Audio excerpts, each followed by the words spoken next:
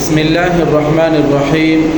انتہائی قابل قدر والاحترام معزز سامعین، چوک هم میگاینا پریشان دی، خوراک کی روزی، پکور کی روزی، پکمرو کی روزی، یعنی کور کی په هر ځای کې میګي روزی او خلکو ته ونه تکلیف وي.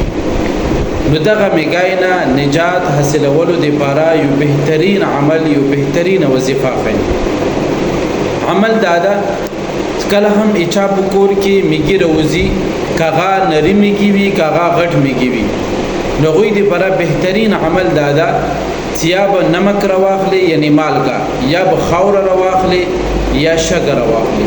دغه درو شینو کې یو شی برواله او په دغه شګي باندې به شروع او اخر کې درې ځلې درود شریف بوي او مانس کې به 11 مرتبه یعنی اول ځلې سلام علی نوح فی العالمین، سلام علی نوح فی العالمین.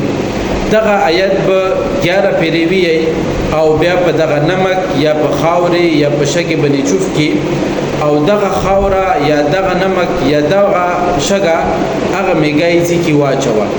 نو ان شاء الله الله په فضل سره او دغه عمل په برکت سره دغه میګي به دي زینا هغه ختم شي.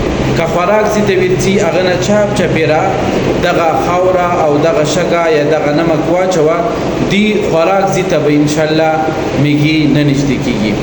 او دغه عمل اجازت د پاره شرط دادا چې دغه ویډیو کې درې ځلې سبحان الله سبحان الله سبحان الله دا ولګي او دغه ویډیو نور ملګرو سره هم شیر کړئ او تاسو ته به مکمل اجازت ملو شي.